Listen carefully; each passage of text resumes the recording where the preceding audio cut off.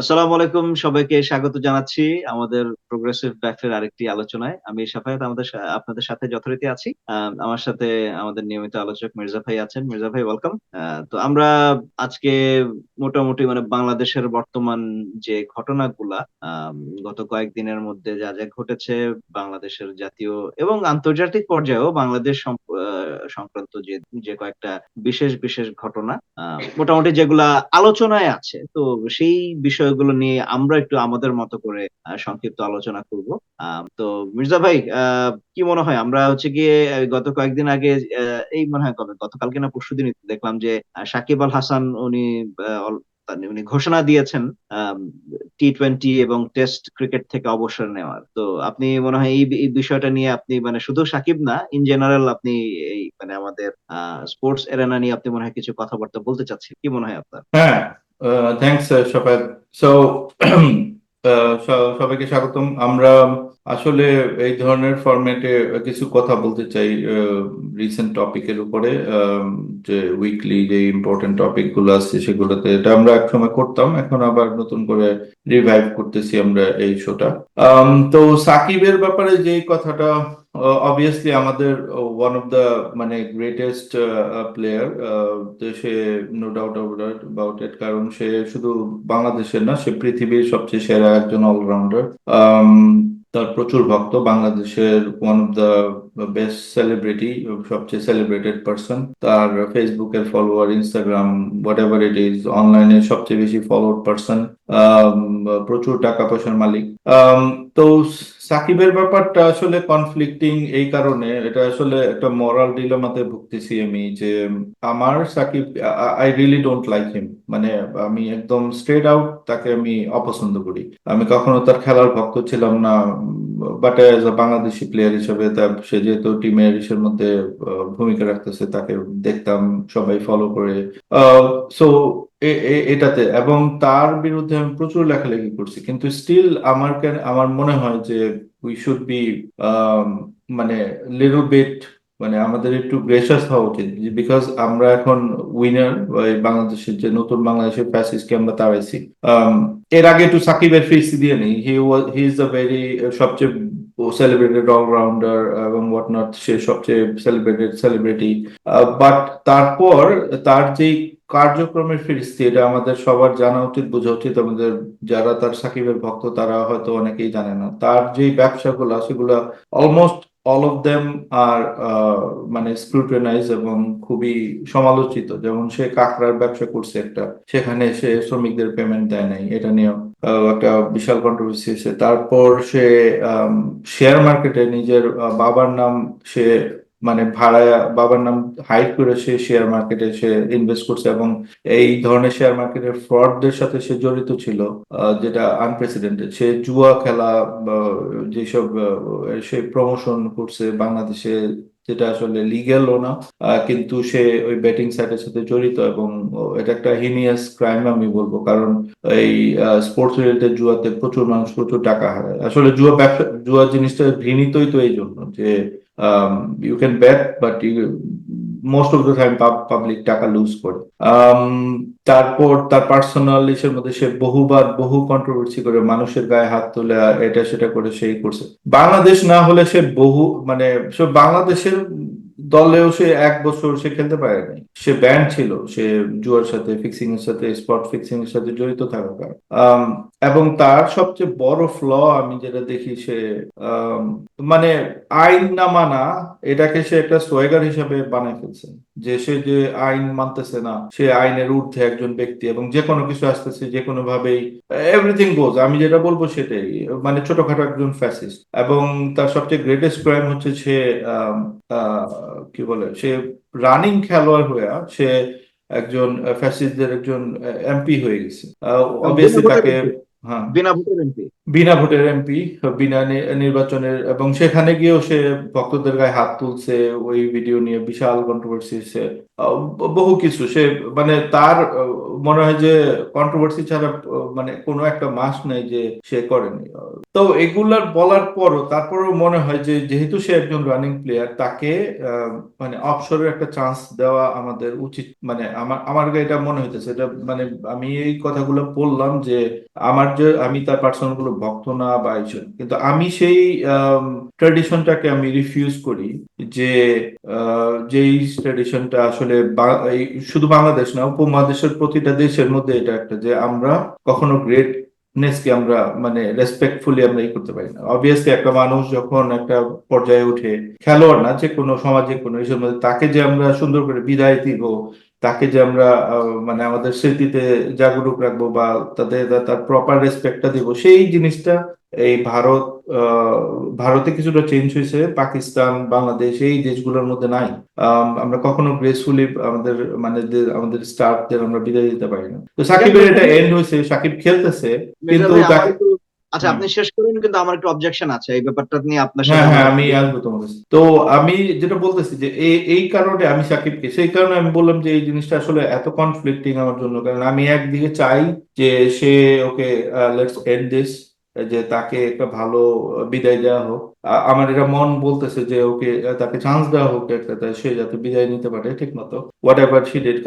কারণ মাঠের বাইরে একটা ব্যাপার আমি বলতেছি, আমি কিন্তু কখনোই চাই না যে সে খেলোয়াড় বলে টোটো একটা জিনিস, সাকিব যদি কালকে খুন করে, তাকে কোর্টে বিচার করতে হবে, এটার সাথে তার খেলার মাঠের কোনো ই নাই। কোর্টে যদি বিচার হয়, খেলা থেকে সাসপেন্ডেড হবে, সে মানে খেলতে পারবে না, কমপ্লিটলি ডিফারেন্ট থিং। তার প্রতিটা অপকর্মের বিচার আমি চাই। সে ফ্যাসিস্টদের সহযোগী, এখনো সে ফ্যাসিস্ট করতেছে না।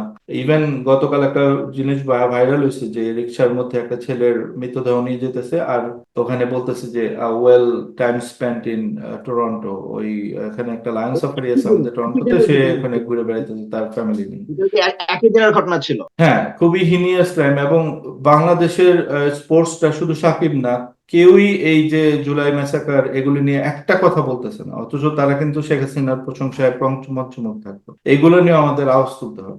তো যাই হোক, এই কনফ্লিক্টিং ব্যাপারগুলো নিয়ে আমি একটু কথা বললাম।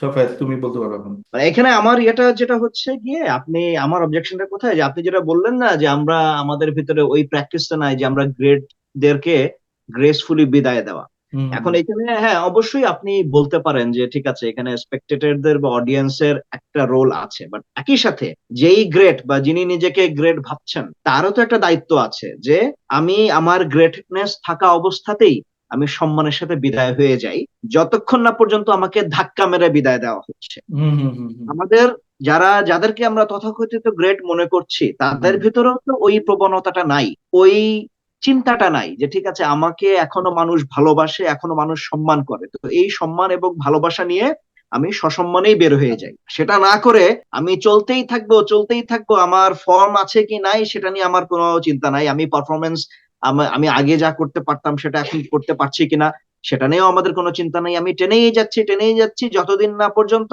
আমাকে ধাক্কা দিয়ে বের না করা হচ্ছে। হ্যাঁ, আপনি এটা তো ধরেন, আহ এই আপনি সাকিবের কথা তো বলতে পারেন, মাশরাফির কথাও বা চিন্তা করেন না কেন, হুম, মাশরাফি নিজেও হ্যাঁ তো, মাশরাফি হ্যাঁ, কিন্তু অফিসিয়ালি মাশরাফি সম্ভবত, সবচেয়ে ক্লাসিক এক্সাম্পল, যেটা তুমি রাইট, বললা যে মাশরাফিও কিন্তু হ্যাঁ। সম্ভবত কি টি-20 মানে টেস্ট তো অনেক আগে থেকেই সে খেলে না, সে সম্ভবত অফিসিয়ালি এখনো মনে হয় ওয়ান ডে না কোন একটা ফরম্যাট থেকে এখনো সে অফিসিয়ালি অবসর নেয় নাই, না, কিন্তু নাই নাই নাই। সে কিন্তু এখনো খুবই যাচ্ছে হাস্যকর। অথচ ডোমেস্টিক তার লিগে বডি খেলে ফিটনেস যাচ্ছে। নেই, কিছুই নেই। সে মানে হয়তো 100 কিলোমিটার স্পিডে বল করতে পারবে কিনা কোনো নিশ্চয়তা নেই, বাট সে এরকম একটা পথ ধরে রাখছে। এবং ওই আমি আমাদের ওই কিন্তু যে ওইটাও যে গ্রেসফুলি বিদায় দিতে পারি না, প্লাস ওইটাও যে একবার গতিতে ঢুকলে মনে করে যে এটা তার বাবার কেনা, মানে বাবার সবাই কেনা নিজেকে ছেলে। বিকল্পহীন, এটা খালি হাসিনা হুম না, হুম সবাই বাংলাদেশে নিজেকে বিকল্পহীন ভাবা শুরু করে দেয়। হ্যাঁ, হ্যাঁ হ্যাঁ হ্যাঁ মাশরাফিও নিজেকে আছে আমার তো বিকল্প নাই, সাকিবও মনে করছে আমারও তো বিকল্প নাই, হুম ওই হুম বাফুফের কাজী সালাউদ্দিন ভাবছে আমারও তো বিকল্প নাই। হুম হ্যাঁ, হুম আমি আমি গেলে কে আসবে, কে চালাবে, হুম মানে এই হুম সবার মধ্যে একটা চিন্তা যে না আছে, আমার তো বিকল্প নেই, আমার মতো তো কেউ চালাতে পারবে না। এখন হুম দেখেন, এই যে মাশরাফিকে নিয়ে যে আমাদের এত মিডিয়ার যে এত আবেগ তুলো তুলো, আহা পায়ের মধ্যে 7টা অপারেশন নিয়ে খেলছে, ভাই কেন, মানে 7টা অপারেশন নিয়ে তাকে কে খেলতে বলেছে, যে ওই ফিটনেস, তার যে ফিটনেস নাই, তার পায়ের এই যে সমস্যাটা, আপনি বড় বড় যত স্পোর্টসম্যানরা আছে তাদেরকে তো কেউ, তাদের ফিটনেস তো তারা নিজেরাই মেনটেন করে, করে না? হম। এবং এটাকে মুক্তিযুদ্ধের সাথে তুলনা দেওয়া মানে অত্যন্ত গর্হিত একটা কাজ। সে হ্যাঁ, একটা একটা definitely, স্পোর্টসম্যান, মানে সে গান্ধী কি বানায় অবভিয়াসলি রেখে ভালো দিল। স্পোর্টসম্যান, কিন্তু সে মুক্তিযুদ্ধের কি করছে? মুক্তিযুদ্ধে সে হ্যাঁ, গুলি মানে চালাইছে, আমার কিছু আমার করছে? কথা হচ্ছে যে দুই ঠিক আছে, ওকে, হ্যাঁ। সে একটা সময় ভালো প্লেয়ার ছিল, ভালো বল করতো, আর সে তো ফাস্ট বোলার হিসেবেই, যার টিমে আগমন ফাস্ট বোলার হিসেবে, ভাই ফাস্ট বোলারদের তো একটা মেইন কাজই হচ্ছে নিজের ফিটনেসটা ধরে রাখা, যে হম। আমি আমার ফিটনেস ধরে রাখবো এবং আমি আমি যেই কাজ করার জন্য আসছিলাম সেই কাজটা আমি ঠিক মতো করতে পারবো। তো আপনি এখন যদি টিম হিসেবে চিন্তা করেন, এই যে সাকিব মাশরাফিকে নিয়ে আমরা এত মাথায় তুলে রাখলাম, টিম হিসেবে বাংলাদেশের অর্জনটা কি বলেন? ওই জিম্বাবুয়ের সাথে মাঝে মাঝে মাসে চান্দে ওই কিছু সিরিজ জেতা ছাড়া, আর নিউজিল্যান্ড না কাকে মনে হয় একবার বাংলা ওয়াশ, আর এই রিসেন্টলি এই গত মাসে দেখলাম, হ্যাঁ, পাকিস্তানকে গিয়ে মনে হয় তারা টেস্ট সিরিজ জিতে আসছে। হম। এছাড়া ইন্টারন্যাশনাল, এটা ইভেন ওই এই শেখ হাসিনা পতনের পরে, এটা তো right, মানে এই এই রেজিমের কৃতিত্ব। দ্বিপাক্ষিক দ্বিপাক্ষিক কিছু সিরিজ জয় করা ছাড়া বাংলাদেশের, আমাদের আন্তর্জাতিক ক্রিকেটে আমাদের অবদানটা কোথায়? হ্যাঁ, এগুলো তো আমরা আগের সত্যি কভার করছি। ক্রিকেট ফ্যাসিজমের একটা টুল ছিল, আশা করি ক্রিকেট ওখান থেকে বের আপনি আসবে। দেখেন, এটা হ্যাঁ। এটা এবং আপনি যে ধরুন ইয়ের কথা বলছেন, এই যে প্লেয়াররা, এই প্লেয়াররা তো একটা কথা তো মুখ থেকে বেরই করে নাই, যখন জুলাই আগস্টে আমাদের ছেলে মেয়েদেরকে রাস্তায় পাখির মতো গুলি করে মারা হচ্ছিল, হুম। হুম। যে ছেলে মেয়েগুলাই এদেরকে স্টার বানান, এরাই তো তাদের মেইন স্পেক্টেটর, এরাই তো মেইন হুম। অডিয়েন্স, হুম। না? ইয়াং ছেলে মেয়েরাই তো তাদের খেলা দেখে, তো যারা হ্যাঁ, খেলা দেখে তাদেরকে স্টার বানালো তোমার মনে তাদের। আছে যে একটা ছেলে সে বাংলাদেশের জার্সি পরে তাকে আছি, ওই যে মানে ছাত্র ওই দলের কে ছিল, ছাত্র, চিটাগংয়ের প্রথম শহীদ, না না না, চিটাগংয়ের ওইটা প্রথম ওইটা না, ওই যে আরেকটা ছেলে খুবই ইয়াং, সে 15 না 14 বছর, তাকে ওই যে হাত করা বাঁধায় তারপর নিয়ে শহীদ। যাওয়া যাওয়া হইতেছিল, সে কিন্তু বাংলাদেশের জার্সি পরা ছিল। এই ছেলেটার পরেও তো আসতে পারতা। রাইট। ঠিক আছে, ফ্যাসিজমের কিছু নাই তো এখানে, একটু বলতে পারতা যে না, আমাদের এরকম ছেলে, আমাদের একটা ভক্ত, তাকে এরকম গ্রেফতার করো না, বা এখনো তো বলতে পারো তোমরা, কিন্তু তারা বলতেছে না। তো এটা আমরা একটা নিন্দা প্লেয়ার, জানাই। একটা প্লেয়ার কেউ, আচ্ছা আপনি ক্রিকেটের কথা, ক্রিকেট আমরা ধরে নিচ্ছি বাংলাদেশ ক্রিকেট টিম অনেক আগে থেকেই শেখ হাসিনার মানে ইয়ের ভিতরে, শাড়ির আঁচলের নিচে ঢুকে গেছে। আপনি অন্য স্পোর্টস এর দিকে আসেন, জামাল, আমাদের ফুটবলের সবচেয়ে বড় স্টার জামাল ভুঁইয়া, জামাল ভুঁইয়া একটা কথা বলছে তার মুখ দিয়ে, আমার মানে আই ডোন্ট রিমেম্বার, যদি হুম। হুম। বলে থাকে প্লিজ আমাকে কারেক্ট করে দিবেন, বাট আই ডোন্ট রিমেম্বার। হুম। হুম। আমি দেখিনি, বলে থাকলে আমি দেখিনি, হয়তো আমার আমার আমার নজরে আসে নাই। বাংলাদেশের একটা কেউ, মানে আমাদের স্পোর্টস এরিনার একটা কেউ একটা কথা কি বলেছে? বলে নাই। কি এখন তারা যদি বলে যে না আমরা তো ভাই অরাজনৈতিক, আমরা পলিটিক্যাল কারেক্টনেস এই জাতীয় কথাবার্তা হয়তো বলতে পারে, তো ভাই সেক্ষেত্রে যখন তোমরা নির্লজ্জের মতো সাকিব এবং মাশরাফির ওই ভোটারবিহীন ইলেকশনের, ওই যে 2024-এর ওই মানে সাজানো ইলেকশনের, যখন তোমরা ক্যাম্পেইন করছিলা, একদম বেহায়া বেশরমের মতো যখন তোমরা তাদের তাদের হয়ে রাস্তায় রাস্তায় ভোট চেয়ে মানে মানে তাদের ক্যাম্পেইন করে বেড়াচ্ছিলা, তখন এই পলিটিক্যাল কারেক্টনেস কোথায় ছিল? এক্স্যাক্টলি। তাই না? এটা আসলে ফ্যাসিজমের একটা টুল হিসাবেও তুমি ধরতে পারো, কারণ ওরা চাইতো যে ফ্যাসিজম কি খুঁজে, যে তোমার হলো সাকিবকে নেওয়ার কারণ কি, কারণ হলো ওদের একটা ফেস দরকার যে পপুলারাইজ করবে। ওরা তো মানে এমন গান্দা হয়েছে, এমন নোংরা হয়েছে, তারা কেউ তাদের সাপোর্ট করবে না, তখন ওই যে ওর আড়ালে গিয়ে তারা এই করতো, তো ওর মুখ দিয়ে এটা বাইর করার চেষ্টা করতো এবং ভয় দিয়ে বাইর করার চেষ্টা করতো। এবং সেই প্র্যাকটিসটা এখন নাই। এবং এখন সাকিব কি স্পোর্টস শুধু জানো, জার্নালিস্টরা কোশ্চেন করে না যে তোমরা সাপোর্ট করো কেন, কারণ এখানে তো কোনো ইনসেনটিভ নাই, কোনো রাইট, টাকা নাই, কোনো মানে ওই রকম কোনো ইসে নাই। এই ধর তোমার মনে হয় ডক্টর মোহাম্মদ ইউনূস অথবা যেই ছাত্রগুলো আছে, এরা বলবে যে স্পোর্ট তোমরা আমাদের সাপোর্ট করো, নাহলে কিন্তু আমরা কিন্তু পয়সা গেলাম, এরকম তো কোনো কিছু নাই। হ্যাঁ, তুমি খেলা খেলতেছো, তুমি তোমার মতো আছো, ঠিক আছে, তোমার কথা আমার দরকার নাই, কিন্তু আমার কথা হলো তুমি তো দেশের সিটিজেন, তুমি একজন নাগরিক, নাগরিক হিসাবে, স্পোর্টস স্টার হিসাবে তোমার নিজের বিবেক থেকে এই কথাগুলো আসার কথা। এখন যাই হোক, এগুলো যদি কেউ তাদের বলে, তা আমরা তা, যদি তারা জানে, তাদের এটা সামনে আসা উচিত তাদের। এরা তো না, এরা তো মির্জা ভাই, এরা তো যে কোনো অর্ডিনারি সিটিজেন না, দে আর পাবলিক ফিগার্স, তাই না? Public figures, public exactly. Figure, মানুষ তাদেরকে, তাদের কথা শুনে, তাদেরকে ফলো করে, তাদের লাইফস্টাইলটাকে ফলো করে। হুম। আপনি হুম। দেখেন, এবং ওই যে স্পাইডারম্যানের যে একটা ডায়লগ আছে যে with great power comes great responsibility, আপনি হুম। চিন্তা করেন যে আর্জেন্টিনার মতো টিম যারা ওয়ার্ল্ড কাপ জিতে এসেছে, আর্জেন্টিনাতে বর্তমানেও কিন্তু অনেকটা একই রকম এই ফ্যাসিজমই চলতেছে, আর্জেন্টিনার যে প্রেসিডেন্ট সে কিন্তু একইভাবেই দেশ চালাচ্ছিল, সেই তারা হচ্ছে কি আর্জেন্টিনা ওয়ার্ল্ড কাপ জেতার পরে, আর্জেন্টিনার এই ক্রাইসিস তো বহু বছর ধরে, তাদেরকে প্রেসিডেন্টস প্যালেসে তাদেরকে সংবর্ধনা দেওয়ার জন্য আমন্ত্রণ জানানো হয়েছিল, হুম। হুম। তো হুম। গোল টিম রিফিউজড, বলেছে যে না আমরা যাব না, হুম। আমরা আমাদের জনতার সাথেই আমরা সেলিব্রেট না, করব। সেই কলিজাটা, সেই সাহসটাই তো নাই। তারা ভাবে মানে ওই বাংলাদেশ একটা কাওয়ার্ডের মতো যে ও আমার বুঝি বাদ দিয়ে দিল, আমার এটা হয়ে গেল সেটা হয়ে গেল, মানে নিজেদের কোনো ওই রকম প্র্যাকটিসই নেই। Anyway, let's move on to another topic. আমাদের বেশ কয়েকটা টপিক আমরা কভার করতে যাবো। Let's move to Jamaat Shibir case. Okay, হ্যাঁ, রাইট। তো হ্যাঁ, জামাত নিয়ে অনেক রকমের এখন কথাবার্তা হচ্ছে, বা জামাতের যে বর্তমানে যে তাদের ভূমিকাগুলা, বিশেষ করে শিবির, ছাত্র শিবিরের, আমরা ইদানিং দেখছি যে অনেকেই যারা ছাত্র শিবিরের বিভিন্ন অরাজনৈতিক অথবা এমনকি ছাত্রলীগ পরিচয়েও যারা এতদিন ক্যাম্পাসে ছিলেন, তাদের অনেকে এখন হচ্ছে গিয়ে তারা আত্মপ্রকাশ করছে শিবিরের নেতাকর্মী হিসেবে। তো এখন এটা নিয়ে পক্ষে বিপক্ষে দুই ধরনের কথাবার্তাই আছে। কেউ বলছে যে হ্যাঁ, তারা এটা they had been doing it for their survival, তাই না, যে তারা তাদের সার্ভাইভ মানে করার জন্যই এতদিন এভাবে লুকিয়ে ছিল। আবার কেউ বলছে যে না, এটা তো আসলে এটা সততার প্রকাশ, এটা তো তারা সততার পরিচয় দিল না। অন্যান্য যারা ছাত্র দলের ছেলেপেরা তো এতদিন মার খেয়ে যেভাবে হোক তারা তো নিজেদের পরিচয় দিয়েই তারা ছাত্র রাজনীতি করছিল, তা তারা এতদিন অরাজনৈতিক পরিচয় দিয়ে, বা ছাত্র লীগের একদম পোস্টেড নেতা কর্মীরাও এখন নিজেদেরকে ছাত্র শিবির হিসেবে পরিচয় দিচ্ছে। তো এখন এটা নিয়ে কন্ট্রোভার্সি আছে, এবং অবশ্যই এটা নিয়ে আপনি পক্ষে বিপক্ষে আপনি বিভিন্ন রকমের কথাবার্তা শুনবেন, বা আপনিও বলতে পারেন। তো এখন এটাকে ইন জেনারেলি মির্জা ভাই আপনি কিভাবে মানে হাউ ডু ইউ সি ইট? হ্যাঁ, এখানে আসলে আমাদের অনেকগুলো নোয়ান্স একটা মানে করতে, যে আমাদের শোটা আসলে বিখ্যাত এই কারণে যে আমরা সব অলওয়েজ একটা নোয়ান্স একটা অবস্থান নিই। প্রথমে বলে রাখা উচিত, ছাত্র শিবিরের উপর যে পরিমাণ অত্যাচার হয়েছে কত ইসের মধ্যে, আমি বলবো এট দ্য টপ বিএনপি, বা বিএনপির সাথে ইভেন বিএনপির চেয়ে কোনো কোনো ক্ষেত্রে তাদের উপর অতি অমানবিক অত্যাচার হয়েছে। আমি পার্সোনালি নিজেকে আমি দায়ী করব, কারণ I was brainwash by army propaganda whatever it is. যে আমার 2012-13 পর্যন্ত বা 10, যখন আমি আওয়ামী লীগ দিয়ে ঘেরা ছিলাম, I was never so vocal like that. এটা আমার পার্সোনাল ফেলিয়ার হিসেবে আমি বলবো। আই শুড হ্যাভ, ইভেন তখনও আমি বলতাম যে জামাত শিবির, এবং প্রচুর এটার জন্য গালি খাইছি, অনেক কি করছি, যে তাদের পক্ষে কথা বলতে গিয়া। কিন্তু আমার মনে হয় এখন যেরকম আমি খোলা সবকিছু বলতে পারি, আই ক্যান বিল্ড ন্যারেটিভ, এবং আমার সেই পাওয়ার তৈরি হয়েছে, বাট তখন ছিল না। তখন খুব অল্প মানুষজন কথা বলতো। Anyway, different topic. জামাত শিবিরের উপর যে পরিমাণ অত্যাচার হয়েছে সেটা আমরা মানে ফিল করি। আমাদের নিজেদের উপর হয়েছে, ছাত্র দলের উপর হয়েছে, বিএনপির উপর হয়েছে, হেফাজত, এভরি বাংলাদেশের সব মানুষের উপর ফ্যাসিজমের যে এটার, and Jamaat Shibir was the মানে গ্রান্ট, ওদের সবচেয়ে বড় ধাক্কাটা, বড় অত্যাচারটা ওদের উপর হয়েছে। এটা গিভেন। তাদের প্রতি আমাদের প্রচুর সিম্পেথি আছে। তাদের সেকেন্ড ক্লাস সিটিজেন করার একটা ষড়যন্ত্র চলতেছিল। তাদের চেতনা ব্যবসার সবচেয়ে মূল ব্যাপার হলো আওয়ামী লীগের রাজনীতি ঠিক আছে জামাতের উপরে, যে আজকে যদি জামাত গণ হয়ে যায়, আসলে আওয়ামী লীগের রাজনীতি তো এমনিতেই নাই এখন, ফ্যাসিবাদের পর তাদের রাজনীতি কিছুই থাকবে না। কিন্তু যখন ফ্যাসিবাদ ছিল, তারা ক্ষমতায় ছিল, ওদের রাজনীতি ঠিক ছিল এটার উপরে, যে আমরা মুক্তিযুদ্ধ করছি, ওকে ঠিক আছে, আমাদের দেশ লুট করার সুযোগ দিতে হবে, আমরা ভারতের তাবেদার, আমাদের দেশ লুট করার সুযোগ। Just simple as that. Jamaat Shibir অবশ্যই জামাত শিবিরের কন্ট্রোভার্সিয়াল একটা ই আছে 71 নিয়ে, সেটার সেটার উপর আমরা একটু আলোচনা করবো। তো জামাত এই যে আমরা জামাতের শিবিরের মানুষদের আমরা সহনাগরিক মনে করি, তাদের প্রতি আমাদের সিম্পেথি আছে। তারা আমাদের ভাই, তারা আমাদের বন্ধু, তারা আমাদের মানে আত্মীয়, তারা আমাদের সহযোদ্ধা, এগুলা।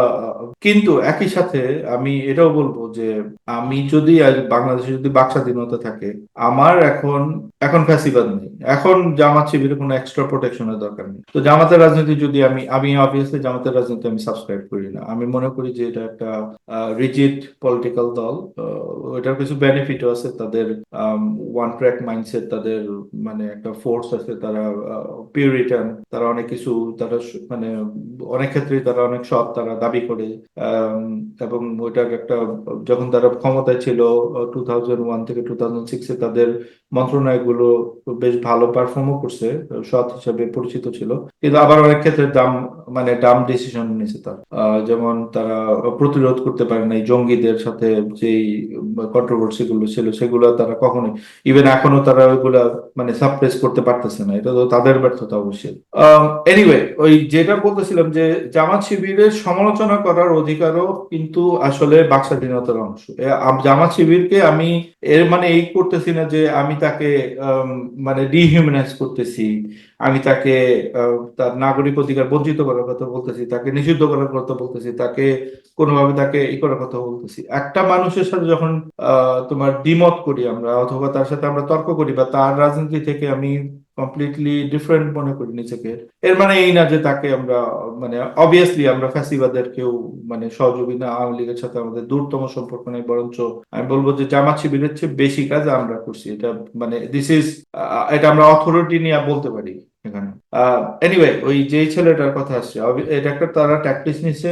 আমি এটাকে কোনো খারাপ কাজ মনে করি না, হ্যাঁ তারা নিচ্ছে, কিন্তু যেটা আমি খারাপ মনে করি সেটা হচ্ছে তারা দাবি করতেছে যে জামাত শিবির নাকি সব নেতৃত্ব দিচ্ছে। আসল নেতৃত্ব দিচ্ছে একজন, একজন সেই সমন্বয়কদের মধ্যে ঢুকছে, অন্য কেউ এখনো বের হয়ে যাওয়া পারতেছে, আসতে পারতেছে না। যে মেইন সমন্বয়ক যারা আছে তাদের ভিতরে নাকি সবাই জামাত শিবির, এটা আওয়ামী লীগ প্রচার করার চেষ্টা করতেছে। এবং ওইটার সাথে সাথে জামাতের একটা সবচেয়ে খারাপ দিক হলো আওয়ামী লীগ সবসময় প্রোটেক্ট করার চেষ্টা করে যে জামাত একটা বিশাল একটা কিছু। তারা এটা আমি ব্লগের একটা এক্সাম্পল দিই। ব্লগে একটা ছেলে ছিল, নাম হলো ত্রিভুজ। এই ছেলেটাকে ছাগু ওই শব্দটা দিয়ে এই ছেলেটাকেই করছে, এবং এই ছেলেটারে এমন ভাবে ওরা দাবি করলো যে ও হলো যে একদম মনে খোদ শয়তানের প্রতিনিধি, মানে বাংলা ব্লগে নেমে আসে, মানে লিটারেলি দ্যাট। মানে ঠিক আপনি আছে, কি যে বাট ওই ত্রিভুজ ত্রিভুজ আলম হ্যাঁ ভাইয়ের কথা ত্রিভুজ আলম, যে যে ওর নাম কি ওই, হ্যাঁ ওই এই ছেলেটা, এই ছেলেটা একটা জাস্ট একটা সিম্পল ছেলে। ঠিক আছে, তার সে তার কিছু কন্ট্রোভার্সিয়ালি ছিল 71 নিয়ে, এমন কিছু সে জানে না, এমন কিছু করে নাই সে, মানে নর্মাল একটা ছেলে। তারে তারে কিন্তু ও প্রভাব করলো এইভাবে, এবং মানে তারে দাবি করলো। অথচ এই আওয়ামী লীগের পান্ডা গুলো তারা হবে 100 জন, এক একজন তারা ত্রিভুজের চেয়ে ভালো জানে, এবং কিন্তু ওই একটা প্রোটেক্ট করলো। তো আওয়ামী লীগ বা ভারত এই জামাত শিবিরকে এরকম প্রোটেক্ট করতে চায় তারা, এবং তারাও ফুয়েল পেয়ে মনে করে যে আমরা মনে হয় বিশাল একটা কিছু। আসলে মোটেই এটা না।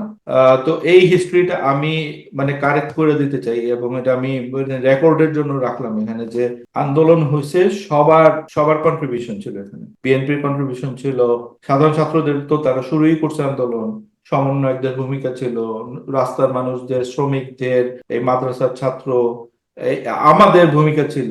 আমরা যারা বাইরে থেকে মানে কাজ করছি, আমরা অ্যাক্টিভিস্ট, 15 বছর ধরে আমরা মানে এটা করে যেতেছি, এবং আমরা যে ন্যারেটিভ তৈরি করলাম, এনআরবি নেটওয়ার্ক, সারা দেশের মানুষ, শিক্ষক, সবার ভূমিকা ছিল। জামাত শিবির ওখানে একটা দল হিসেবে একটা একটা একটা একটা এন্টিটি হিসেবে ছিল এখানে। তারা কখনোই নেতৃত্ব দেয় নাই, তারা নেতৃত্ব দিচ্ছে তাদের অংশ, বাট মানে আমাদের নেতৃত্বের মধ্যে তাদের কোনো ইস্যু নেই। এটা আমি একদম রেকর্ডের জন্য বলে রাখলাম। তো সমন্বয়কদের একজন হয়েছে, আমরা তো সমন্বয়কদেরই পাত্তা দেই না, সমন্বয়কদের জন্য আমরা আন্দোলন করি নাই তো। আমাদের মধ্যে সমন্বয়কদের কেউই ছিল না। ঠিক আছে, আমরা কি ফলো করছি সমন্বয়কদের? না, আমাদের আমাদের যারা কিছু ফলোয়ার, লোকজন ছিল, মির্জা ভাই। আমরা আমাদের মতো everyone had their skin in this game. প্রত্যেকের নিজস্ব স্টেক ছিল, প্রত্যেকের এক্স্যাক্টলি, নিজস্ব সত্য ছিল, এন্ড তাই না? আমরা এভরিবডি কি ওয়াজ করতেছি? লিডার, মানে আমাদের মধ্যে সবাই তো লিডার ছিল, তুমি যদি চিন্তা করো। আমরা হোয়াট উই ডিড, যে আমার কাছে মনে হয়েছে যে ঠিক আছে, enemy of my enemy is my friend, hmm তাই না? আমরা তো নর্মাল এই ইয়েতেই ছিলাম যে ঠিক আছে, আমরা দেখছি যে কারা এই ফ্যাসিস্টের এগেইনস্টে কারা কারা আন্দোলন করছে, so we considered everyone our ally. এবং হুম আমরা সরাসরি যোগাযোগ না থাকলেও আমরা সেকেন্ড পার্টি থার্ড পার্টি হয়ে আমরা তাদের সাথে যোগাযোগ করেছি, এবং আমরা টাইম টু টাইম আমরা হয়তো ইনফরমেশন শেয়ার করেছি, ইন্টেল শেয়ার করেছি, আমরা তাদের সাথে আমাদের প্ল্যানিং শেয়ার করেছি, যে ঠিক আছে, যে তাদের অ্যাকশনের সাথে আমরা আমাদের অ্যাকশনটাকে কোথায় কোন জায়গাতে কিভাবে ম্যাচ করানো যায়, একটা কমন পয়েন্টে এনে কনভার্জ করা যায়, আমরা সেভাবে কাজ করেছি। Yes, we did it. Hmm তো ওইটাই বললাম যে আসলে সমন্বয়কদের ভূমিকাই তো গৌণ। 2018-র পরে, জুলাইয়ের 17, অ্যাকচুয়ালি 16-17 পরে যখন ঢাকা ইউনিভার্সিটি সব মাইরাই করে দিল, তখন তো আর সমন্বয়কদের ভূমিকাই নেই। এরপর সমন্বয়করা যেটা করছে সেটা জাস্ট মানুষের ইচ্ছাটা তাদের মুখ দিয়ে বেরিয়েছে। আমি জাস্ট একটা কথা বলি, যদি সমন্বয়করা বলতো আমরা এক দফা দিব না, কেউ কি এই সমন্বয়কদের গুনতো একটা পয়সা দিয়ে? এখন তারা মানে ওই দিন একটা লিস্ট বের হয়েছে, আমি দেখলাম, এটা আমরা রেকর্ডের জন্য বলতে চাই, ঢাকা ইউনিভার্সিটি একজনও নিহত হয়নি, অথচ 100% সরকারের অংশ, এবং তারা যেই আন্দোলনের ক্রেডিট দাবি করতেছে সব ঢাকা ইউনিভার্সিটি। প্রাইভেট ইউনিভার্সিটির মানুষজন কই গেল? এতগুলো ইউনিভার্সিটিতে এতগুলো মানুষ মারা গেছে, এদের কই গেল? এগুলো তো আমরা বলবো, আমরা ছাড়বো না, কিন্তু এগুলো আমরা করবো না। 17 তারিখে ঢাকা ইউনিভার্সিটির হল বন্ধ করে দেওয়ার পরে আন্দোলনটাকে তো চালাই নিয়ে গেল মূলত আমাদের প্রাইভেট ভার্সিটির ছেলেমেয়েরা প্রাইভেট এন্ড ভার্সিটি, মাদ্রাসা, মাদ্রাসা। মানে ছাত্র দল, বা রাস্তার যে আন্দোলনকারী শ্রমিক, এরা তো মানে চালায় নিয়ে গেছে। এরা হলো মেইন, যদি তুমি ক্রেডিট দিতে চাও they will get 70-80% of the credit. হ্যাঁ, ঢাকা ইউনিভার্সিটির যেসব ভূমিকা ছিল তারা আন্দোলনটাকে একটা মানে একটা নন পলিটিক্যাল একটা মানে ওই এন্টিটির একটা মোড়ক দিছে, এবং মানুষ ওইটাতে এনগেজ হইতে পারছে। ইটস আ হিউজ থিং তাদের করতে হবে, এবং কোনো কোনো ব্যাপারে তারা নেতৃত্ব দিছে, তাদের ক্রেডিট আমরা দিছি, তারা ক্রেডিটের চেয়ে অনেক বেশি পেয়ে গেছে। এটা জাস্ট তুমি সিচুয়েশন, তুমি 71-এর হিস্ট্রি নিয়ে একজন বিশেষজ্ঞ, তুমি জানো মুক্তিযুদ্ধ করছে সাধারণ মানুষ এবং আর্মি এবং মানে যেসবই, এবং ক্ষমতা পাইলো কে? আওয়ামী লীগ এসে, এবং তারা এসে কি করলো? লুটপাট শুরু করলো। এখন আমরা সমন্বয়কদের বলতেছি না তারা লুটপাট করতেছে, but they should look at 71 history, এবং তারা ওইখান থেকে লার্ন করা উচিত। থ্যাংক ইউ আপনি এই অ্যানালজিটা আনার জন্য। এই যে ধরেন আমরা মুক্তিযুদ্ধের আমাদের এত বিতর্ক মুক্তিযুদ্ধ নিয়ে আজকে এত বছর পরও 53 বছর পরে এসেও কে স্বাধীনতার ঘোষণা দিলেন, 7ই মার্চে কি ভাষণ দিলেন, ভাই ওই 25শে মার্চের পরে কেউ অপেক্ষা করে নাই। তখন ইট ওয়াজ এ ব্যাটল অফ সার্ভাইভাল, যে আমাকে বেঁচে থাকতে হলে আমাকে যুদ্ধ করতে হবে, হ্যাঁ, সহজ হিসাব। সহজে সব। তখন কেউ এত ওগুলা পলিটিক্যাল হিসাব, যে ঠিক আছে লিগাল ব্যাপার স্যাপার আছে, যে একটা গভর্নমেন্ট আরেকটা গভর্নমেন্টকে স্বীকৃতি দিবে কিনা, নাকি নাকি দিবে না, ওই সমস্ত কারণে তখন হচ্ছে কি ইন্ডিয়ান গভর্নমেন্ট ওরা তখন খোঁজা শুরু করলো যে আচ্ছা হ্যাঁ কেউ কি কোনো ঘোষণা দিয়েছে, শেখ মুজিবুর রহমান কি কিছু বলে গিয়েছেন, তারা এই জাতীয় জিনিসপত্র যখন খোঁজা শুরু করলো। এর আগ পর্যন্ত তো ভাই it was just a battle for survival, যে আমাকে হ্যাঁ।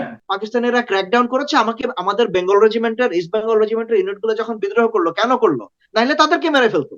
তারা যদি বিদ্রোহ না করতো তাদেরকে মেরে ফেলতো। ইভেন তুমি তুমি আওয়ামী লীগের অবদানই দেখো, আওয়ামী লীগের অবদান, আওয়ামী লীগের 4 নেতা যারা জাতীয় সরকার ফর্ম করলো, যারা এই আন্দোলনের এই 71-এর যুদ্ধে পুরো নেতৃত্ব দিল, Tajuddin Ahmed, the moment Sheikh Mujib arrived তাকে পুরো সাইডলাইন করে দিল, ঠিক না? এটা তো একটা নন হিস্ট্রি, এটা আমরা মানে চিল্লায় চিল্লায় বলবো, ঠিক আছে? তো এখনো এইরকম যাতে না হয়, because we are part of it, আমরা আমরা গাধা না, আমরা হিস্ট্রি থেকে লার্ন করছি, এই কারণে আমরা বারবার এই কথাগুলো বলে দেবো, ঠিক আছে? এবং এটা বলি, এটা শুধু অবজারভার হিসাবে না, we have skin in the game. আমরা ফেস শো করে শেখ হাসিনার বিরোধিতা করছি, যখন শেখ হাসিনার নামটা উচ্চারণ করতে এইসব সমন্বয়ক এবং এদের মানে বুক কাঁপতো, ঠিক আছে? এরকম এরকম মানুষ আমরা আমরা কোনো মানে হাইড করেই করিনি। এখন তারা বলতে পারে যে তারা এটা করছে সেটা করছে, ইটস নট লাইক দ্যাট, ঠিক আছে? আমাদের বহু হিস্ট্রি আছে, এবং আমরা ওইটা অথরিটি নিয়ে বলবো। We have the authority to criticise the people এবং set everyone in the place. আমরা ওই যাই হোক, মেইন প্রসঙ্গে আসি, যে শিবিরকে আমরা কখনোই মানে ডিমিন করতেছি না, but they should put in the place, যে তাদের এটা। আচ্ছা, এই টপিকটা আমরা শেষ করে দিতেছি এখনই, দু একটা কথা বলে। সেটা হলো যে এটা হলো জামাত শিবিরের প্রতি একটা উপদেশ, অথবা তারা যদি কোনো ডায়ালগ ওপেন করতে চায়, I really want a dialogue with them, এবং তাদের সাথে আমি সামহাও এনগেজই হইতে পারতেছি না। আমাদের মধ্যে একজন আছে রাশেদ, সে তো জামাত শিবির মানে করার জন্য, অ্যান্টাগনাইজ করার জন্য মানে বিখ্যাত হয়ে গেছে এখন। বাট আমি চাই যে তাদের সাথে একটা আলোচনা হোক, যে তারা কি চায়। প্রথম কথা হলো যে আমার মনে হয় যে জামাত শিবির যদি ভালো করে, প্রথম কথা হলো ইউনিটিটা ধরে রাখতে হবে।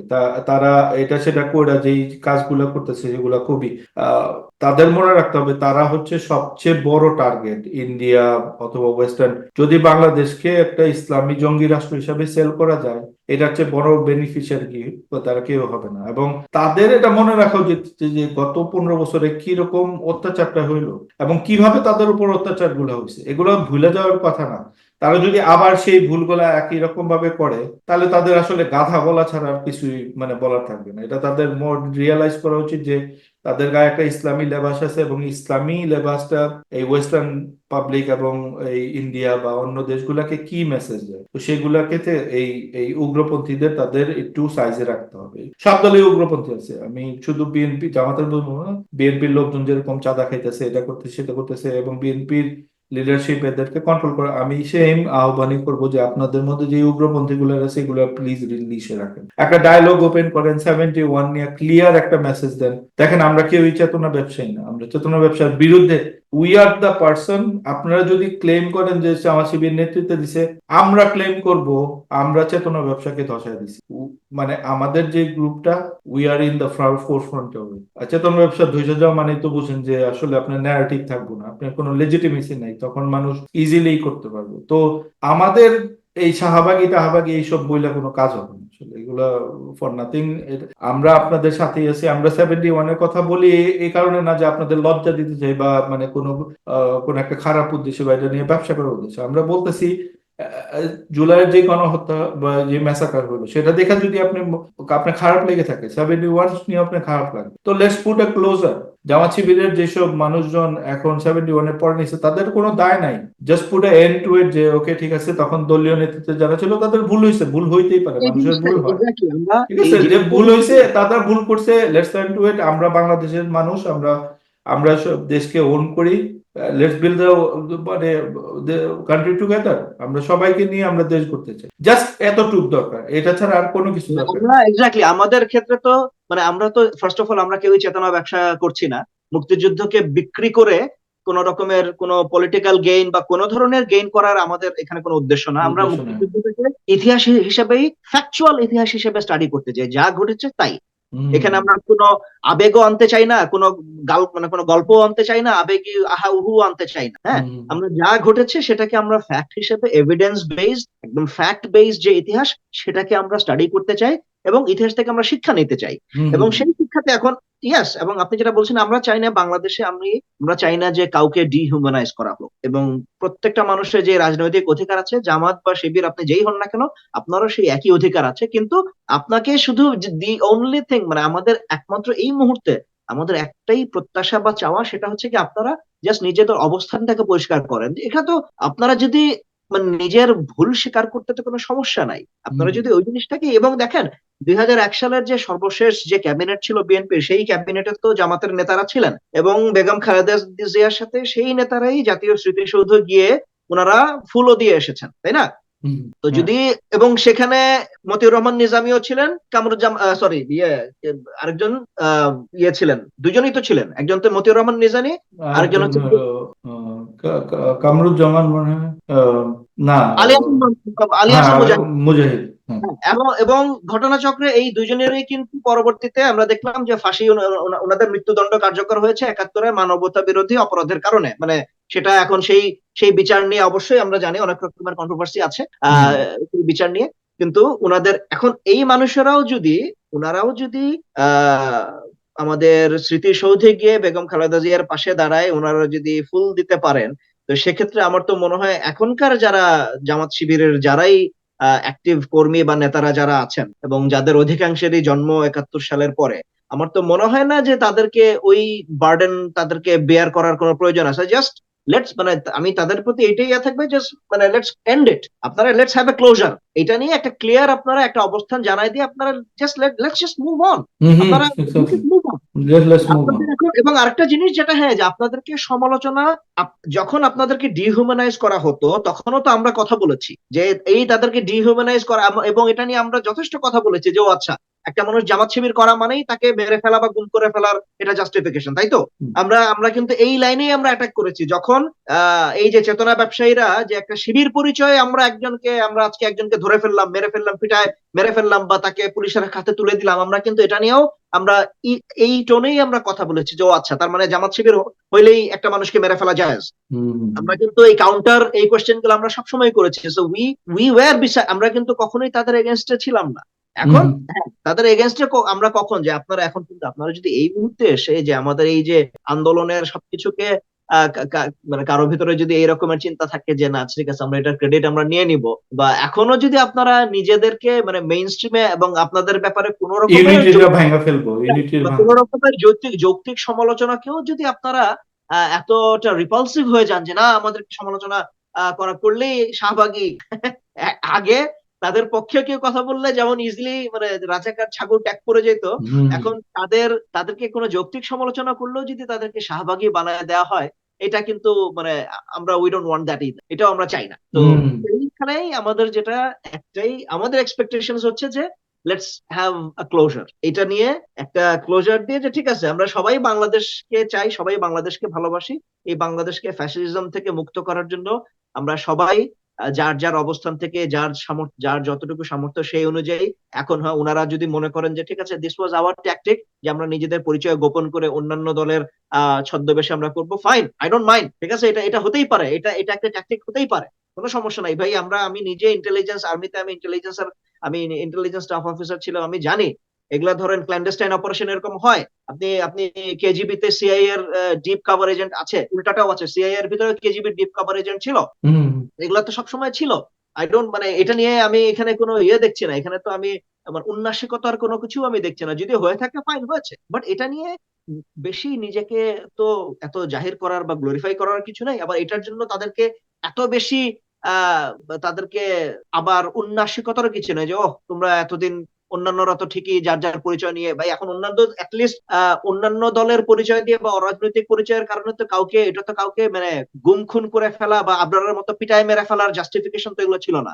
লিটারালি বাংলাদেশের ইউনিভার্সিটিতে শিবির পরিচয় দেওয়াটাই ছিল যে তাকে পিটায় মেরে ফেলার জাস্টিফিকেশন, হুম বা তাকে ধরে মারধর করে পুলিশের হাতে তুলে দেওয়ার জাস্টিফিকেশন, বা এমনকি মাদ্রাসায় পড়েছে। এখন তো এই এই জিনিসগুলো সামনে আসছে যে অনেক ছেলে পেলে ইউনিভার্সিটিতে গিয়ে পরিচয় দিত না যে আমি মাদ্রাসায় পড়েছি, কারণ মাদ্রাসায় পড়েছে বললেই এটা তাদেরকে তখন পিটানোর বা তাদেরকে ক্যাম্পাস থেকে তাড়িয়ে দেওয়ার একটা জাস্টিফিকেশন তৈরি হয়ে যায়। তো ইয়েস হ্যাঁ উই অ্যাকনলেজ দ্যাট, এটাকে আমরা অবশ্যই অ্যাকনলেজ করি, এবং এটা নিয়ে অবশ্যই এগুলো নিয়ে আরো ডিটেল স্টাডি হওয়া উচিত, এগুলো নিয়ে কথা বলা উচিত, এগুলো নিয়ে, এবং যারা এগুলো করেছে তাদের বিচারও হওয়া উচিত কোনো সন্দেহ ছাড়া। বাট হ্যাভিং সবকিছুকে কনসিডারেশনে নিয়ে আমার মনে হয় যে তাদের এই একটা জায়গায় শুধু নিজেদের অবস্থানটাকে পরিষ্কার করে and let's just move on. Let's আমরা মুভ তো অন। চাই যে হ্যাঁ তারা বাংলাদেশে মেইন স্ট্রিমে থাকুক। হ্যাঁ, let's move on to the next topic. So Safayat, আমি তোমার কাছে কোয়েশ্চেন করব, এই জিনিসটা আমি ফলো করি নেই। ডক্টর মোহাম্মদ ইউনূস এই যে ইউএন স্পিচ দিলেন এবং উনি প্রচুর সেলিব্রেটেড হয়েছেন, ওনার সাথে 13 জন রাষ্ট্রপ্রধান দেখা করছেন এবং এগুলা সেই ফ্যাসিবাদের দোসর, যেই ফ্যাসিবাদের জননী শেখ হাসিনার মতো না যে সেলফি তোলার জন্য পাগল হয়ে থাকে, সাউথ সাউথ পুরস্কার মানে তৈরি করে, মানে ফেক পুরস্কার, কারোর সাথে কেউ হাঁটু গেড়ে বসে তার সাথে কথা বলে যেটাকে রাষ্ট্রীয় মিটিং বানায় ফেলে। তারপর দেখা যায় যে শর্টকাটে ওয়ার্ল্ড লিডারদের সাথে হাঁটার জন্য সে দৌড় দেয়। আম, বহু ধরনের মানে কমেডিক আচরণ যেগুলো আমরা দেখছি, কারণ ফ্যাসিবাদের সাথে তো কেউই অ্যাফিলিয়েটেড হতে চায় না এবং কারো, আসলে বাংলাদেশ দেশটাই এরকম যে কি বলে, বাংলাদেশের একটা ভাবমূর্তি যে আমরা গরিব, ছোট লোক, এটা সেটা। so সেই দেশে যদি আবার ডিক্টেটর হয় তো তার অবস্থান আরো নিচে পড়ে যায়। ঠিক আছে, বাংলাদেশের অনেক কি বলবো স্টেটমেন্ট আসছে, আহ, আহ, যেরকম আহ, আহ, আহ, যেমন জিয়াউর রহমান, ওনার একটা অরা ছিল এবং ওনার পার্সোনাল যে এইগুলা ছিল, উনি সেগুলা মানে উপরে উঠে, দেশের উপরে উঠে অনেক কিছু করতে পারছেন। তো জিয়াউর রহমান পরে দেখলাম যে জিয়াউর রহমানের চেয়ে ইভেন সেলিব্রেটেড, জিয়াউর রহমান তো একদিকে, বাট উনি নিজের কাজেই এত সেলিব্রেটেড, এই রকম আমাদের নিউজ যে এতদিন পরে দেখলাম যে দেশ, বাংলাদেশ যে একটা দেশ এবং এই রাষ্ট্রপ্রধান যে আসলে তার সাথে দেখা করাও অনেকের কাছে সম্মানের ব্যাপার, এটা আমাদের জন্য একটা নতুন ফিলিং আসলে। তো ওই উনি একটা স্পিচ দিচ্ছেন, সবচেয়ে অনেক সেলিব্রেটেড হয়েছে। আমি ওই স্পিচটা দেখি নাই, তো আমরা সাফাতের মুখে শুনবো আসলে স্পিচটা নিয়ে তার অনুভূতি। না, এখন এখানে আসলে এই যে ওনার এখন পর্যন্ত যে উনি তো এখনো প্রবাবলি উনি এখনো আছেন, আমেরিকাতেই আছেন। হুম তো ওনার যে এই যে বর্তমান যে অনগোয়িং ভিজিট, এবং এখানে তো অনেকগুলা ইভেন্ট উনি অ্যাটেন্ড করলেন, ইউএন যে জেনারেল অ্যাসেম্বলিতে উনি অ্যাটেন্ড করলেন, ওখানে উনি ভাষণ দিলেন। তার আগে ওই যে বিল ক্লিন্টনের যে একটা ইয়ে ছিল, ক্লিন্টন ইনস্টিটিউট, তার একটা ওখানে মনে হয় তার একটা রিসেপশন ছিল, ওখানে উনি ভাষণ দিয়েছিলেন। তো ইভেন এগুলো নিয়েও কিন্তু বিভিন্ন রকমের আলোচনা এবং কিছু কিছু ক্ষেত্রে বিতর্ক বা সমালোচনারও তৈরি হয়েছে। বিশেষ করে যে ওই যে ক্লিন্টনের যে যে ইয়েটা, আহ ওইখানে ওই যে একটা ছেলে হঠাৎ করে দৌড়ে স্টেজে উঠে গিয়েছে, মানে ওর ছেলেটার নাম আমার খেয়াল নাই, এবং যেটা হুম। পরবর্তীতে বের হলো যে ওই ছেলেটাও নাকি একদম মানে এই আওয়ামী লীগেরই আওয়ামী একদম লীগের খুব, ফ্যামিলির ছেলে। হুম হ্যাঁ, একদম খাস লোক ছিল সে। কোন রকমের মানে এখানে এটা নিয়ে অবশ্যই সমালোচনা আছে, এবং আমি তো এখানে সমালোচনাটার আরেকটা আমি বলবো যে যারা ডক্টর ইউনূসের যারা ক্লোজ প্রোটেকশন, অর্থাৎ তার যে এসএসএফ এর যারা অফিসাররা বা যারাই তার ক্লোজ প্রোটেকশনে যারা আছেন, আমি তো এখানে তাদেরও আমি কিছুটা হলো দেখি, এখানে গাফিলতি দেখি যে একটা মানুষ কোন রকমের যার ওখানে থাকার কথা না, সেরকম একটা মানুষ হুট করে এরকম স্টেজে উঠে যাবে আর কেউ তাকে থামাবে না, এই জিনিসটা তো মানে এটা এটা মানে আমার কাছে এটা অ্যাকসেপ্টেবল। এটা নিয়ে হ্যাঁ অবশ্যই এই জিনিসটাতে মানে আরো দায়িত্বশীল হওয়া উচিত ছিল। এবং ওই ভাষণে উনি যে যেরকম করে যে মাহফুজকে উনি পরিচয় করিয়ে দিলেন যে ঠিক আছে সবকিছুর মাস্টার মাইন্ড হিসেবে।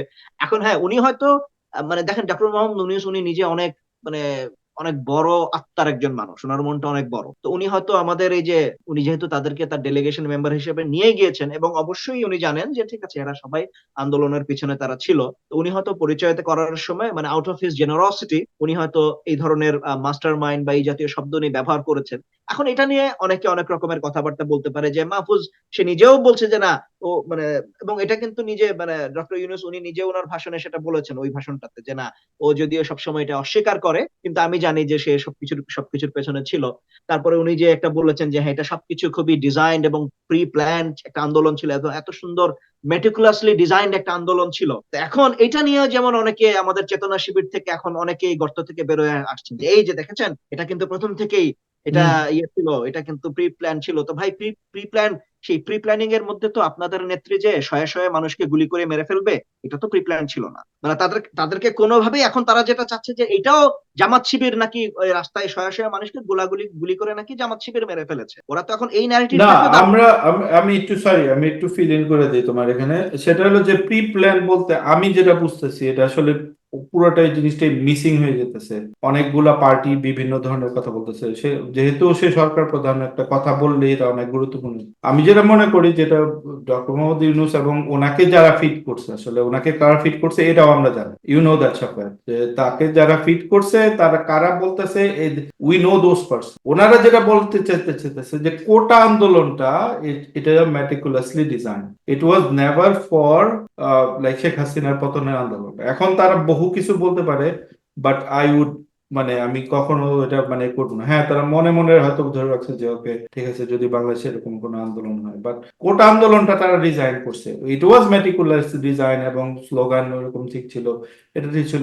দ্যাট ওয়াজ ভেরি নাইস, এটা হওয়ারই কথা, কারণ এগুলা তো তারা অনেক আন্দোলন আগে থেকে করে আসছে। 2018 থেকে তারা কোন আন্দোলন করছে, এবং ইউনিভার্সিটির ছেলে তাদের রক্ত গরম, তাদের এবং তাদের প্ল্যান, তাদের স্মার্টনেস অনেক ভালো, তারা এগুলো করতেই পারে মেটিকুলাস। ওই যে বলতেছিলাম যে 17ই জুলাই 16ই জুলাই পরের ঘটনাগুলা, ইট ওয়াজ নেভার মেটিকুলাস, এটা পৃথিবীর কারো পক্ষে এটা করা সম্ভব এটা না। আর কারো কারো নিয়ন্ত্রণে ছিল না আন্দোলনটা, কারণ এটা নিয়ন্ত্রণে ছিল না, কারণ সবাই তো নেতৃত্বে ছিল, সবাই।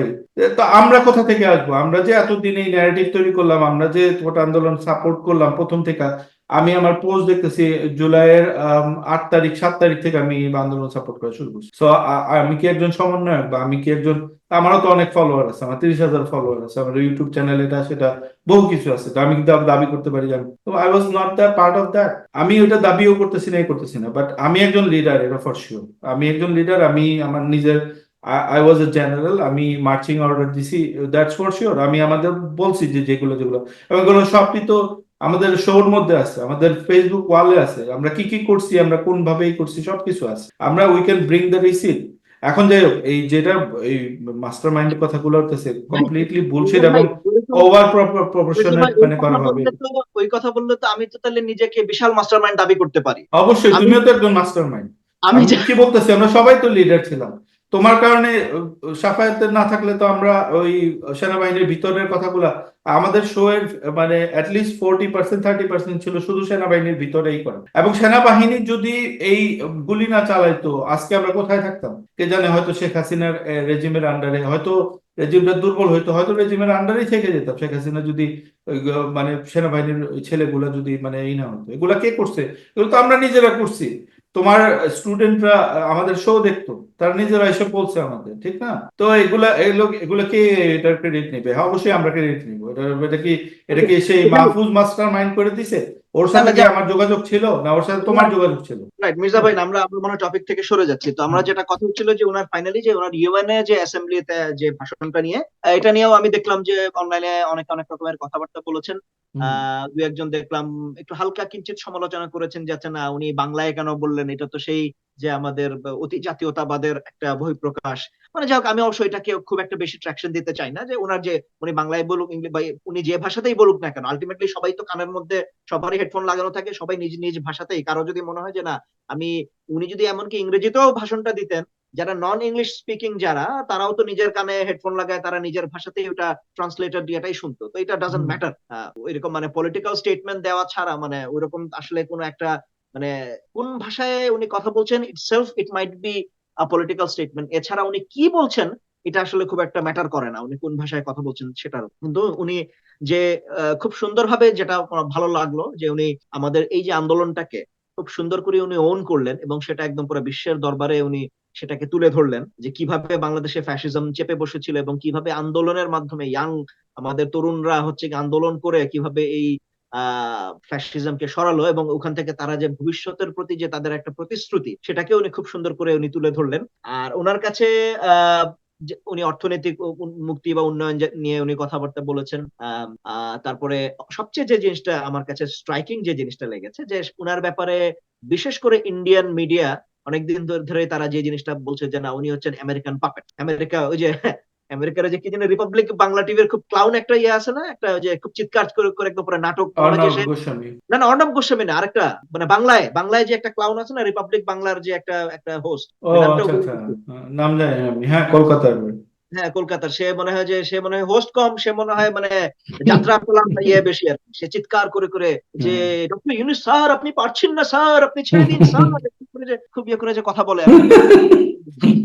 তো যাই হোক, তারা যে তারা অনেকদিন ধরে যে মানে এখন তো ইন্ডিয়ান মিডিয়া যে ন্যারেটিভটা পুশ করছে যে না এটা পুরোটাই সিআইআর খেলা, হ্যাঁ সিআইআর খেলা, এই আমেরিকাই ইয়া করেছে, আমেরিকার সাথে আইএসআই ছিল, এটা ছিল মানে ওদের যে কমন যেই কিছু কিছু ওদের যে বগি ম্যান বগি ওয়ার্ড আছে ওগুলাকে, না এটা সিআইআর খেলা ছিল পুরো আন্দোলন, সিআইএ হচ্ছে কি হাসিনাকে সরিয়ে দিল এবং ইউনিসকে বসায় দিল এবং উনি আমেরিকান, উনি হচ্ছেন গিয়ে সিআইআর পাপেট, সিআইআর পেট আমেরিকার পাপেট। তো ওখানে হচ্ছে গিয়ে তারা ইয়ে করলো যে আহ, এই রকম একটা জায়গাতে এসে উনি যখন সরাসরি ইউএন অ্যাসেম্বলিতে উনি ফিলিস্তিনের পক্ষে কথা বললেন এবং উনি ইসরায়েলি গণহত্যার বিরুদ্ধে বললেন এবং উনি যে একটা মানে আনকন্ডিশনাল একটা সিজ ফায়ারের কথা বললেন, এটাকে আমি বলবো যে অবশ্যই এই জাতীয় প্রপাগান্ডার এগেইনস্টে আমি একটা খুব স্ট্রং রিপ্লাই বলে আমার মনে হয়, যেন ইউএন জেনারেল অ্যাসেম্বলির মতো জায়গাতে উনি মানে এরকম মানে ওয়ার্ল্ডের তো এর থেকে আর বড় ফোরাম হতে পারে না। হ্যাঁ, তো সেই ফোরামে উনি যে এরকম একটা এত বোল্ড একটা স্টেটমেন্ট দিয়েছেন, এটা আমি বলবো এটা ডেফিনেটলি এটা অ্যাপ্রিসিয়েট করার মতো। আর এখন তবে হ্যাঁ আরো কিছু কিছু ব্যাপার আছে যে উনি আজকে সম্ভবত কবে আজকে না কালকে উনার একটা ইন্টারভিউ হবে, কিন্তু যেই যেই ব্যক্তি ইন্টারভিউটা নিবেন আমেরিকান একজন তথাকথিত সাংবাদিক আনিস আহমেদ, ইনি আবার হচ্ছেন গিয়ে পুরাই আওয়ামী লীগের মানে পিনাকি ভট্টাচার্যের ভাষায় বলতে গেলে লেসপেন্সার। আপনি যদি ওনার ফেসবুক ইয়েতে যান, প্রোফাইলে যান, এই আনিস আহমেদের উনি দেখবেন যে 5 তারিখে 6 তারিখে 7 তারিখে উনি হচ্ছে গিয়ে উনি শেখ মুজিবের অসম্মান নিয়ে উনি হচ্ছে গিয়ে খুব চিন্তিত ছিলেন, কিন্তু এত যে শয়ে শয়ে মানুষ মারা গেল এরা হচ্ছে গিয়ে তার ভাষায় আহা কোমলমতির ছাত্রগুলা মারা গেল কিন্তু এরা তো নিজেদেরকে রাজনৈতিক একটা মানে মানে তাদেরকে তাদেরকে রাজনৈতিক ভাবে শুধু ব্যবহার করা হয়, অর্থাৎ তাদের মানে এই যে মৃত্যু কে এদেরকে মারলো এটা নিয়ে ওনার কোনো বিন্দুমাত্র আক্ষেপ নাই। ওনার আক্ষেপ হচ্ছে যে হ্যাঁ এই মৃত্যুগুলোকে রাজনৈতিক ভাবে কেন ব্যবহার করা হলো এবং ওনার আক্ষেপ হচ্ছে যে কেন শেখ মুজিবকে অসম্মান করা হলো, এগুলো নিয়ে হচ্ছে গিয়ে আরিফ আহমেদের এবং খুব দুঃখ লাগে যে যখন এই জাতীয় মানুষকে একদম আমন্ত্রণ দিয়ে সেই হায়াত হোটেলে নিয়ে আমন্ত্রণ দিয়ে ওখানে রেখে এখন উনি নাকি হচ্ছে গিয়ে ডক্টর ইউনূসের ইয়ে নিবেন, ইন্টারভিউ নিবেন। এটা আসলেই মানে আমার কাছে মনে হয় ন্যাক্কারজনক ঘটনা এবং যারাই এই এই ঘটনাগুলো যারা ঘটিয়েছেন বা করছেন, যারা হচ্ছে গিয়ে এখনো এই সরকারের ভিতরেও যারা হচ্ছে গিয়ে এই ধরনের মানে সফট কোর যারা আওয়ামী লীগের দালাল গুলা যারা যারা ঢুকে গেল, আমার মনে হয় মানে এদের ব্যাপারে আমাদের আরো স্ট্রং হওয়া উচিত, আরো এগ্রেসিভ হওয়া উচিত। তাদেরকে যেখানে আমরা পাবো সেখানেই তাদেরকে we have to call them out. আপনি ঠিক আছে। আম, মানে এমনকি ডক্টর ইউনূসের আশেপাশেও যারা আছেন উপদেষ্টাদের ভিতরে যদি কেউ থেকে থাকেন বা ওনার যারা ওনার ক্লোজ একদম প্রক্সিমিটিতে যে সমস্ত ধরেন তার অন্টুরাজে যারা থাকবে, এদের ব্যাপারে we have to call them out. অবশ্যই ঠিক আছে, আমরা 50 মিনিট মার্কে পৌঁছে গেছি, so let's and this, will cover the other topics maybe in like in few days. আমার মনে হয় একটা ইয়ে আমরা একটু আমাদের মানে এই কথাটা আমাদের মানে কাভার করা উচিত যে আমাদের বাংলাদেশ আর্মির একজন অফিসার শহীদ হয়েছেন লেফটেন্যান্ট তানজিম, তার ব্যাপারে আমাদের আমার মনে হয় কিছু কথা আমাদের বলা উচিত। আচ্ছা ঠিক আছে, তাহলে শর্ট করে বলো তো, একদম শর্ট। তো এটা আমরা আপনারা সবাই মোটামুটি যে ওয়াকিফাল আছেন যে একটা কক্সবাজারের চকরিয়াতে একটা সন্ত্রাস বিরোধী একটা অভিযান চলাকালে যে আমাদের একজন অফিসার উনি শহীদ হয়েছেন, খুবই তরুণ একজন অফিসার লেফটেন্যান্ট তানজিম, এবং তাকে নিয়ে এখন আমরা যে ধরনের এখন অনেক রকমের কথাবার্তাই তো আমরা শুনছি যে মানে আমার এত দুঃখ লাগে যে দেখেন এই জিনিসটা নিয়ে আমরা কিন্তু আমরা আমরা নিজেরাও কথা বলছিলাম, আমি নিজে বলেছি, আমি লিখেছি যে এবং এগুলো আমরা এগুলো প্রত্যেকটা জিনিস আমরা প্রেডিকশন দিচ্ছিলাম যে আওয়ামী লীগ তো বসে নাই এবং তার থেকে সবচেয়ে বড় কথা হচ্ছে ইন্ডিয়া বসে নাই, আমাদের বাংলাদেশের প্রত্যেকটা জায়গাতে সেই হিন্দু নির্যাতনের যেই যেই এগুলা থেকে শুরু করে যেই স্টেজ স্টেজড ঘটনাগুলো থেকে শুরু করে তারপরে গার্মেন্টস সেক্টরকে ইনস্টিগেট করা, ওই ওই জায়গাটাকে মানে ইনস্টেবল করা, হিল ট্র্যাক্স কে ইনস্টেবল করা, এবং সেটা ঘটেছে, আমরা দেখেছি দীঘিনালা থেকে, হ্যাঁ, হিল ট্র্যাক্স কে, এবং তারপরে রোহিঙ্গা এবং এই যে আমাদের মানে কক্সবাজারের টেকনাফের এই সমস্ত জায়গাগুলোতে ওই জায়গাতে একটা অস্থিতিশীলতা তৈরি করে। প্রত্যেকটা জিনিস এগুলো এগুলো আমাদের ওয়েল প্রেডিক্টেড, এগুলো আমরা জানি এগুলো হবে, এবং স্টিল আমরা তাদের সেই পাতানো ফাঁদেই আমরা বারবার পা দিচ্ছি। এবং এটা আমরা বারবার বলছি যে দেখেন, এখনো যে মানুষগুলো বিভিন্ন জায়গা দায়িত্বপূর্ণ জায়গাগুলোতে যারা বসে আছে, বিশেষ করে আর্মিতে, আর্মিতে 10 ডিভিশনে আপনি যে আমাদের কক্সবাজারের যে ডিভিশনটা, ওখানে আপনি জিওসি থেকে শুরু করে প্রত্যেকটা দায়িত্বশীল মানুষ এখনো সেই আওয়ামী লীগের আমলে বসানো মানুষগুলোই এখনো রয়ে গেছেন। হ্যাঁ, যেমন সারওয়ার, উনি উনি সেই কুখ্যাত ডিজিএফআই এর আয়না ঘরের একজন, মানে উনি সিটিআইবির উনি ডিরেক্টর ছিলেন। ওনাকে নিয়ে তো কম নাই, আমরা তো আর্মির ভিতরে তো ওনাকে নিয়ে তো কন্ট্রোভার্সি কম নাই। ওনার আর্থিক লেনদেনেরও অনেক কন্ট্রোভার্সি আছে, প্লাস উনি যে ডিজিএফআই তে ছিলেন ওখানকারও অনেক কন্ট্রোভার্সি আছে। সেরকম একটা মানুষকে আপনি, এবং সেই 10 ডিভিশনের অফিসাররাই, আমি একাধিক অফিসারের সাথে আমি কথা বলেছি, সবার কথা হচ্ছে এটাই যে উনি পুরো ডিভিশনটাকে ইনঅ্যাক্টিভ করে রেখে রেখে দিয়েছেন। তাদেরকে প্রোঅ্যাক্টিভ হতে দিচ্ছেন না, কোনো অপারেশন করতে দিচ্ছেন না, আবার কোনো কোনো কাজ উনি ঠিক মতো করতে দিচ্ছেন না। যেখানে গ্রাউন্ড লেভেলের অফিসাররা নিজেরা ইনিশিয়েটিভ নিয়ে কাজ করতে চাচ্ছে, তাদেরকে সেটা করতে দেওয়া হচ্ছে না, তাদের ইনিশিয়েটিভটাকে উনি কার্টেল করে দিচ্ছেন। ওখানকার একজন ব্রিগেড কমান্ডার আছেন, ব্রিগেডিয়ার নুরুন নবী, ওনাকে নিয়ে অনেক অনেক কথা বলতে। এই ব্রিগেডিয়ার নুরুন নবী, উনি গত 12 বছর উনি ইউনিফর্মে চাকরি করেন নাই। গত 12 বছর উনি হচ্ছে কি এসএসএফ, ডিজিএফআই, এনএসআই এই বৃত্তের মধ্যে উনি ঘুরপাক খাচ্ছিলেন। একজন আওয়ামী লীগের একদম মানে খাস লোক যাকে বলে। এরকম একটা মানুষকে আপনি সেই 10 ডিভিশনের মতো এত স্পর্শকাতর, যারা কিনা এক সময় একটা খুবই মানে অ্যাক্টিভ একটা ডিভিশন হচ্ছে কি আমাদের 10 ডিভিশন, আমাদের যে রামুতে যে ডিভিশনটা, সেখানে আপনি ব্রিগেড কমান্ডার বানায় তাকে যদি বসায় রেখে দেন, এই জাতীয় মানুষদের থেকে আপনি কি কাজ আশা করেন? তারা তো কোনো কাজ করতে দিবে না। ওখানকার যারা গ্রাউন্ডে আমাদের যারা জুনিয়র অফিসাররা যারা আছে, তাদেরকে তো ওনারা কাজ করতে দিবে না।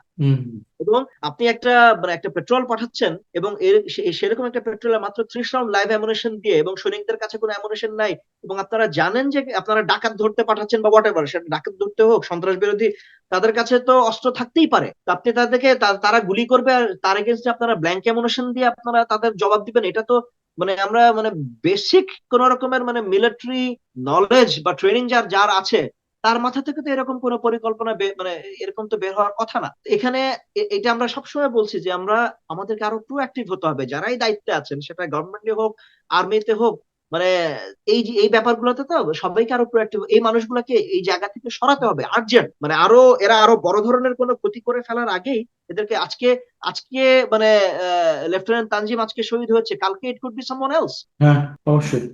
তো ঠিক আছে, আমরা তাহলে আজকে শেষ করতেছি। সবাইকে ধন্যবাদ। আমাদের শোর নিচে আপনারা লেখা দেন যে যে কোন কোন টপিক আপনারা দেখতে চান, আর আমাদের চ্যানেলটা একটু সাবস্ক্রাইব করেন। আমরা একটু স্লো হয়ে গেছি ইদানিং, কিন্তু আমরা আবার রিভাইভ করার চেষ্টা করতেছি। উইকলি 2টা শো করার চেষ্টা করব। সবাইকে ধন্যবাদ।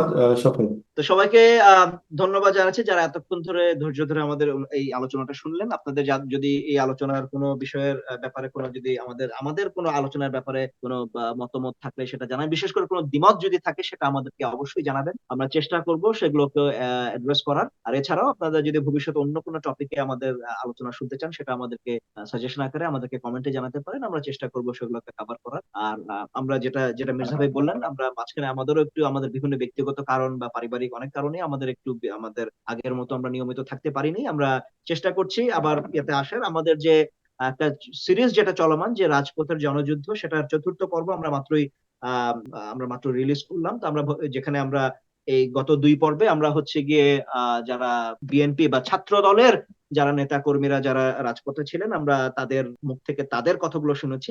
এবং আমরা সামনের কিছু আমরা আরো এই সিরিজে আমরা পর্ব করব, যেখানে আমরা অন্যান্য যারা রাজনৈতিক পরিচয়ধারী ছাত্র সংগঠনগুলো যারা আছে, তাদের তাদের নেতা কর্মীদেরকে আমরা আমরা আমন্ত্রণ আমরা জানাচ্ছি। এছাড়া অন্যান্য যারা অরাজনৈতিক বা প্রাইভেট ইউনিভার্সিটি বা আমরা সব সমাজের সকল কাতারের মানুষদের কথাবার্তাগুলোই আমরা শুনবো। এবং এই সিরিজটা আমাদের বেশ কিছুদিন আমাদের হয়তো চলবে। তো ইনশাল্লাহ আপনাদের সাথে খুব তাড়াতাড়ি আবার দেখা হবে। ততক্ষণ পর্যন্ত সবাই ভালো থাকবেন, সবাই সুস্থ থাকবেন। সবাইকে ধন্যবাদ। আল্লাহ হাফেজ।